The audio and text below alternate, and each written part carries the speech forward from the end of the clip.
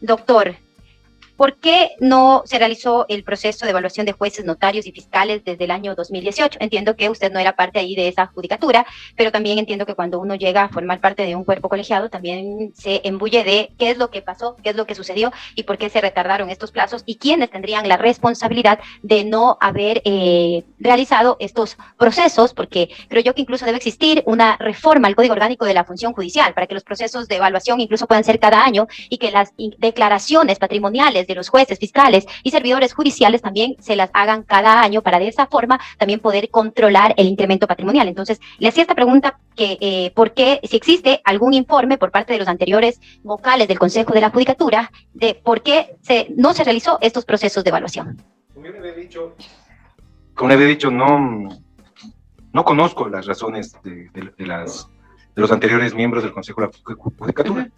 Ante la preocupación y la falta de este pleno se puso una tarea, ¿no? Y yo puedo responder por lo que el pleno va a hacer, ¿no? Este pleno sí ha tomado con seriedad, firmeza, responsabilidad hacer esta evaluación, ¿no?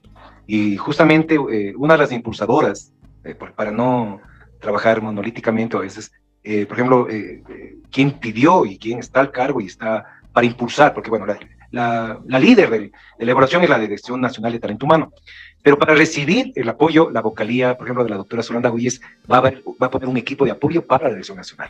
Entonces, ella ya está trabajando, ¿no? Ella está trabajando porque creo que no podemos seguir en esa omisión, ¿no? Las razones no le podría decir. Realmente sería falsear la verdad, decirle si conozco o no conozco. Yo era un vocal suplente que, le cuento, si actué con la doctora María Carmen Maldonado, creo que actué 2 días. No me pueden imbuir en 2 días. Después llegué al pleno en 14 días. Tampoco lo pude. Con el doctor Terán actué 3 sesiones. Es decir, yo no he actuado, no tengo, y con el doctor Terán yo no manejé ninguna información, con la doctora, como se dice, María Carmen Maldonado, no manejé ninguna información. Es decir, nunca tuvimos una relación en el sentido de que yo estaba en el pleno o yo estaba visitando permanentemente el Consejo de la Judicatura. Yo he sido una persona respetuosa, yo siempre considero que si no me invitan, no voy. Y jamás visito los edificios del Consejo de la Judicatura, ni presento denuncias. Y jamás he llegado al Consejo de la Judicatura, ¿verdad? Ahora que estoy ya trabajando, me quedo fuera del horario, más allá de los horarios como ustedes, ¿no? Entonces, no se dejó por parte de los ex vocales ningún informe en el que se indique el por qué no se realizó estos procesos de evaluación, doctor. Claro. ¿Cómo? Perdón. Le decía que entonces no reposa dentro del Consejo de la Judicatura ningún informe que establezca el por qué no se realizaron los procesos de evaluación dentro de los tiempos que establece la Constitución y el Código Orgánico de la Función Judicial. Solamente hay, lo que yo conozco, ya por el director general que me ha informado, existe documentación para la evaluación de notarios, por ejemplo. Okay. Eso sí tenemos. Lo que le había dicho, se estaba haciendo el proceso de fiscales, pero de los jueces, nosotros solamente tenemos la evaluación de los jueces nacionales, porque acuérdese que después de la evaluación se los removió, se los separó a un grupo de jueces, y por eso se hizo el concurso de la nacional, porque previamente el Consejo de Participación Ciudadana Transitorio le exhortó al Consejo de la Judicatura para que haga esta evaluación. Bajo esa metodología hicieron esta evaluación, y claro, está ahí, esa sería la otra evaluación, pero la de evaluación para jueces a nivel nacional, no hay información.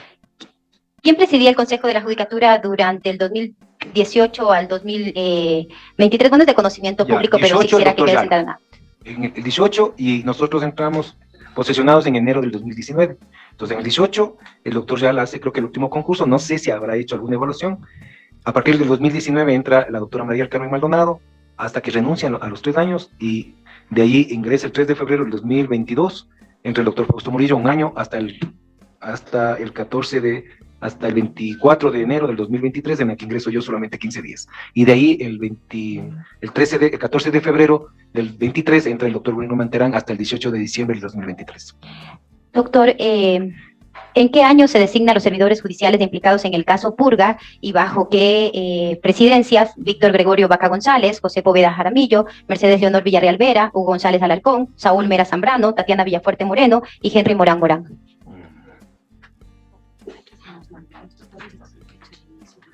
Ya. A ver, la doctora María Fabiola Gallardo entra en el 2013. No, dije Víctor Vaca González. Víctor Vaca González. No tengo esa en la lista. ¿Dónde está el doctor Víctor Vaca? Ah, no, aquí está. Él ingresó en el 2022, el 6 de enero del 2022. ¿Quién lo decide? ¿En qué, bajo qué presidencia? Se entiende el 2022. Fausto Murillo. Fausto Murillo. José Poveda Jaramillo. José Poveda Jaramillo en el 1 de junio del 2023, bajo la presidencia del doctor Wilman Terán. Mercedes Leonor Villarreal Vera. A ver, aquí está. Ella entra el 1 de marzo del 2023. También en la presidencia del doctor Wilman Terán. Hugo González Alarcón. Hugo González.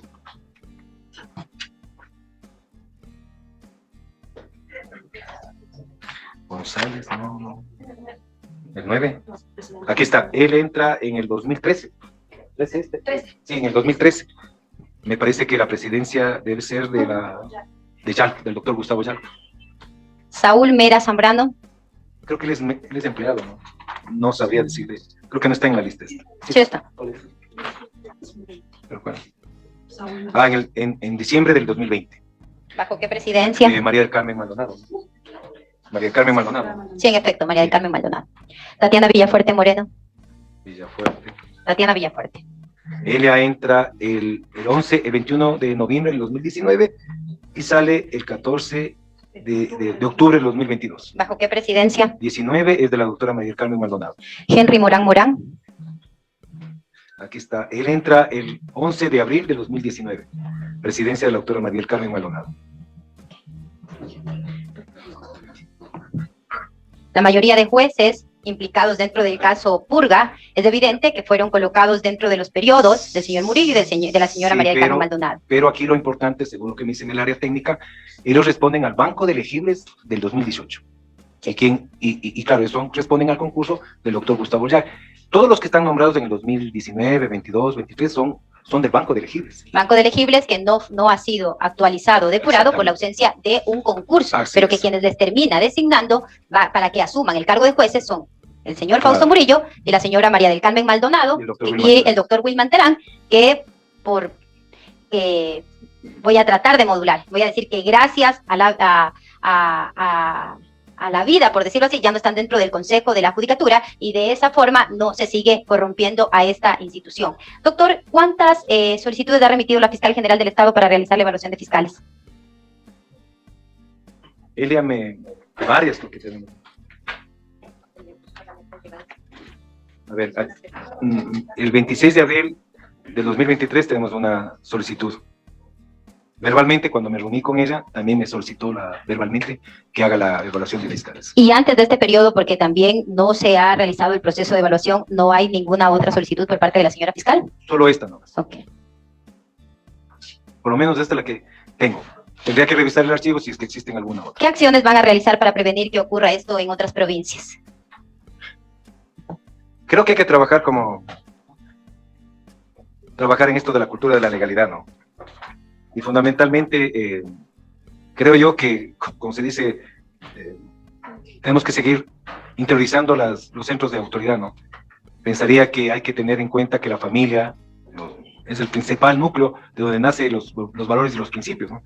Y creo que como Consejo de la Judicatura vamos a hacer fundamentalmente aprobar el Código de Ética, afianzar la ética desde el punto de vista institucional y tratar de manejar el asunto de transparencia, ¿no? En cuanto a lo necesario, ¿no? Doctor, usted le contestaba a mis compañeros Ronald González, Pamela Aguirre, Lenín Barreto, y dentro de esta exposición, los criterios que son de confianza y de honestidad para nombrar a los directores provinciales del Consejo de la Judicatura. Sí, pero también tengo perfiles, ¿verdad? O sea, sí, revisar los perfiles, pero es de conocimiento público que la mayoría de estas designaciones terminan siendo políticas, no terminan siendo... espero que no ocurra esto en este nuevo consejo, pero esto venía ocurriendo en el consejo del doctor Murillo, de la doctora Maldonado, del doctor Terán, por cuestiones políticas o quizá por pago de favores, que esperamos también que dentro de las investigaciones también se pueda revelar lo que ya se ha venido denunciando desde hace muchísimo tiempo atrás. ¿Por qué le digo esto, doctor? La corrupción que se ha institucionalizado dentro del sistema de justicia del país no solo es en Guayas, es en la mayoría de provincias.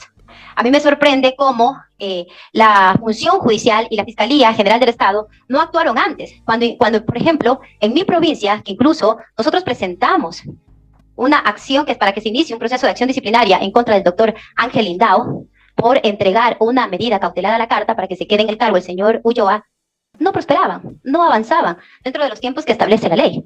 Pero vamos más allá de eso. El señor Ángel Lindao le devolvió los bienes al narcotraficante Leandro Norero. ¿Y qué fue de conocimiento público? ¿Investigó Fiscalía eso? ¿Luego investigó la función judicial? No lo hizo. ¿Y sabe qué pasó después? Porque sí, sí presentaron una acción disciplinaria el doctor Poninga. Pero se quedó hasta allá, no investigar, o sea, solamente este control disciplinario. Se presenta esto en junio del 2022. Quien estaba al frente de la dirección disciplinaria, la doctora Soraya Galarza, en Santo Domingo, admite, califica, trasladan, de acuerdo al procedimiento, a los jueces de la Corte Provincial de Santo Domingo. Pero se blindan entre ellos. ¿Y qué sucede?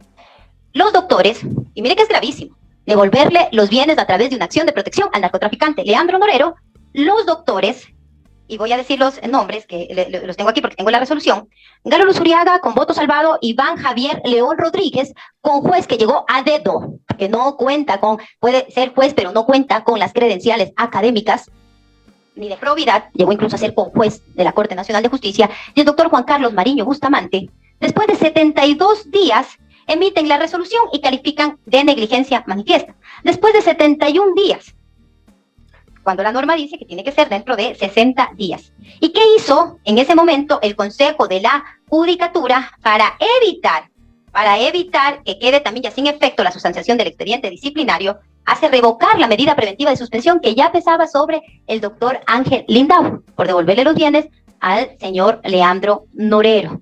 El retardo de los jueces de la Corte Provincial de Justicia para blindarse entre ellos, cuando pueden resolver incluso antes de los tiempos, para evitar que de esa forma concluya, pero no lo hicieron.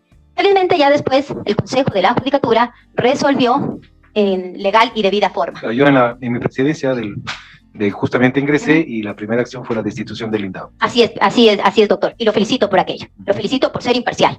Pero también era evidente lo que sucedía y que también nosotros, al menos yo en mi provincia lo hice conocer en los medios de comunicación, lo que pasaba con el doctor Emerson Curipayo, juez que ahora está vinculado al caso Metástasis.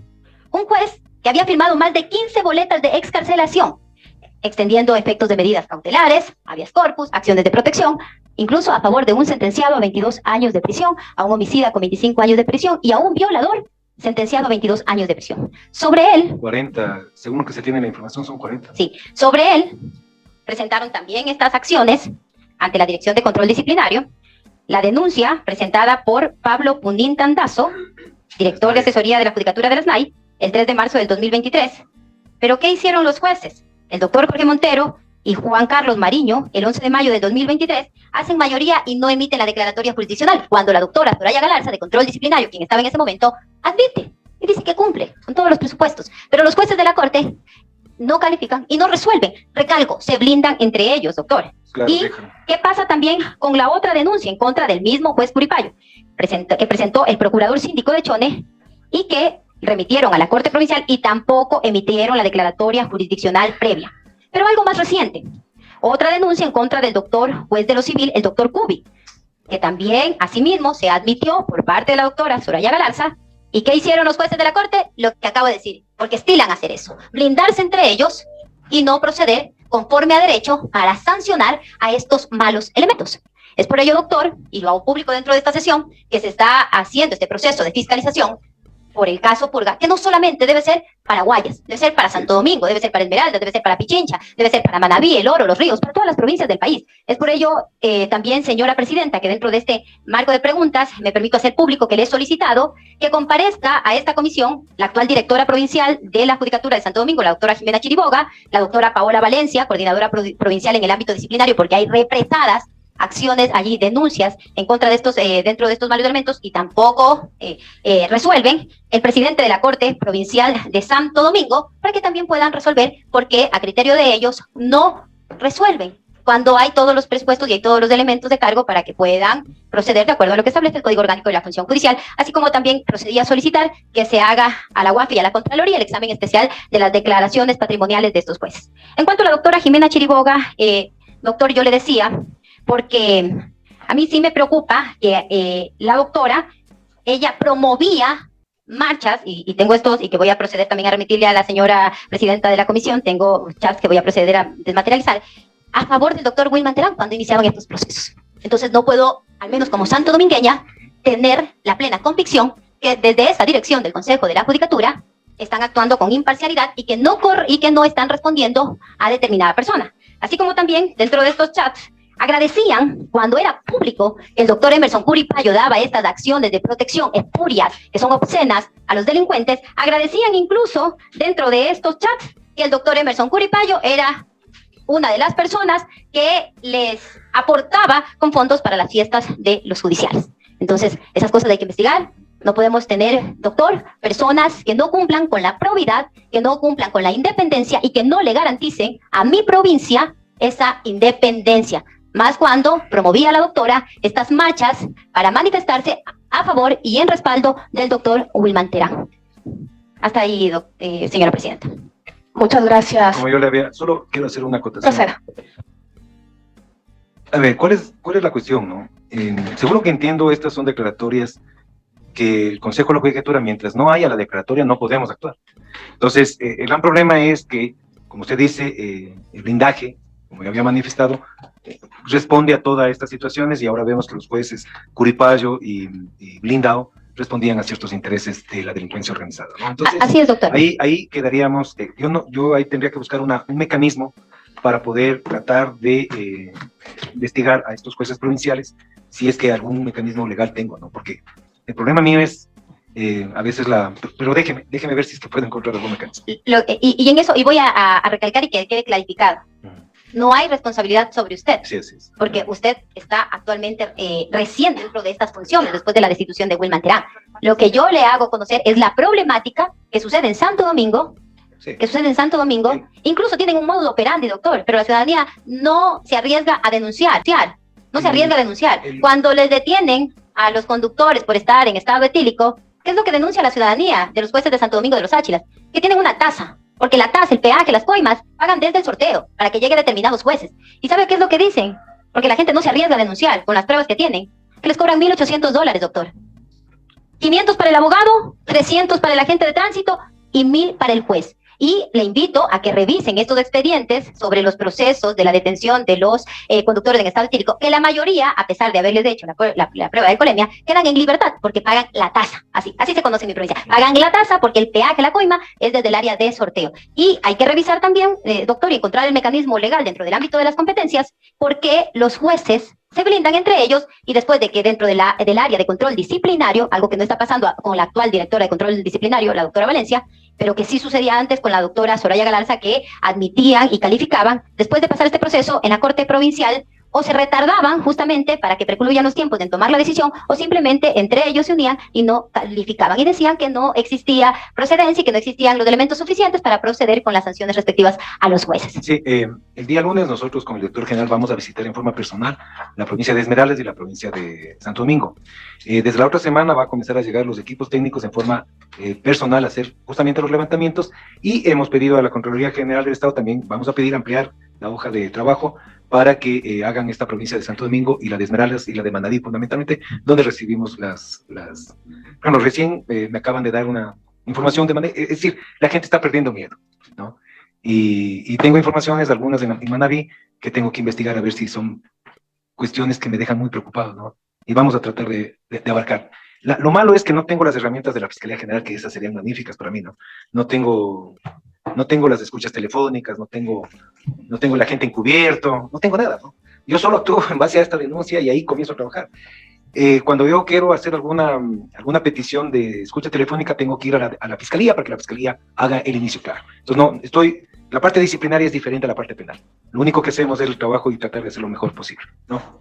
Eso es, vamos a tomar nota de lo que ustedes han dicho. Y esperamos que se haga un trabajo efectivo porque la justicia está agonizando, la justicia está en terapia intensiva y que esta crónica de una muerte anunciada, que no es de ahora, sino que viene desde hace muchísimo tiempo atrás y que se venía denunciando por parte de los ciudadanos, colectivos, entre otros, hoy pueda, a través de su administración, recuperar la institucionalidad, pero también la independencia y tener jueces probos y servidores judiciales probos. No son todos, no se puede generalizar tampoco, pero sí hay que hacer una depuración profunda, porque para recuperar incluso la seguridad del Estado se necesita aquello, depurar tanto el sistema judicial, jueces y fiscales, así como hacer depuración dentro de las fuerzas del orden. Yo lo único que puedo decir para terminar mi intervención es que el compromiso está dado, ¿no? Y yo voy a tratar de hacer lo mejor posible en mi tarea. Tiene la palabra la asambleísta Tamara Zambrano. Muy buenas tardes, doctor Román.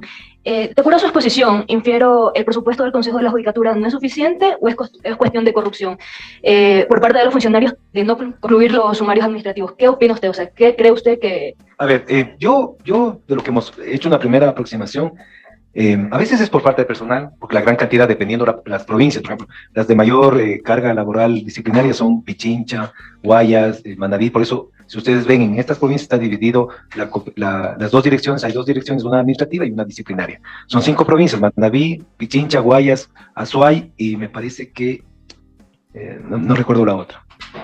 Ya, pero son 5 provincias para carga laboral, primero. Segundo, de lo que hemos podido ver, cierta manera puede haber también actos de corrupción de parte de los tramitadores, de los sustanciadores, y eso es lo que vamos a seguir descubriendo, ¿no? Para poder tener una información más precisa. Por ejemplo, en Guayas habíamos encontrado que hay bastantes procesos que no se han tramitado en forma adecuada, como decía los asambleístas, eso hay que ir cumpliendo los plazos, y por ejemplo, la nueva subdirectora de disciplinario justamente se dio cuenta de esto y mucho antes ya comenzó a pedir información, pero lo que hemos manifestado es mejor visitar en la provincia para poder recabar la información en forma personal, porque siempre uno puede pedir informe, pero el informe puede ser mentiroso. Es mejor ir al lugar, a la provincia, para que la provincia examinar y encontrar en los archivos, ¿no? Esa sería la contestación. Muy bien, una última pregunta. Y debe haber actos de corrupción, ¿no? Porque de lo que se sabe, pero eso todavía no son verificables, también actos de corrupción, que hay personas que digamos, no hacen su trabajo desde la forma que deberían hacerlo, ¿no?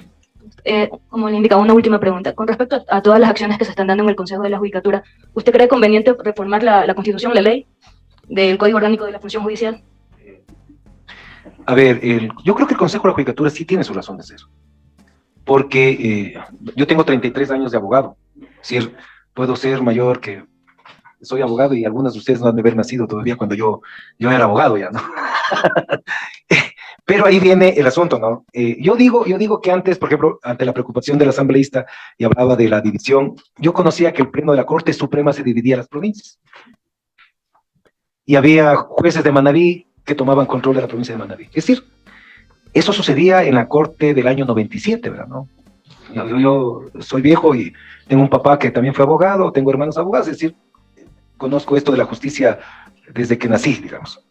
Y el Consejo creo que viene a esta parte porque los jueces supremos y superiores no tenían el tiempo de administrar correctamente. Entonces yo creo que el ingreso del Consejo de la Judicatura tiene sus razones.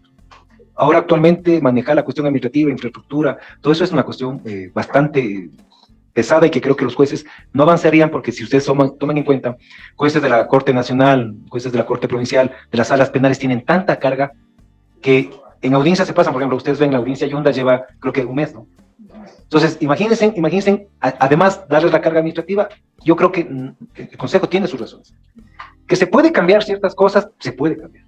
Yo, por ejemplo, digo, y eso es ya mi opinión estrictamente personal, que el modelo para que la Corte Nacional no tenga esta interferencia es el modelo del año 98 de la cooptación.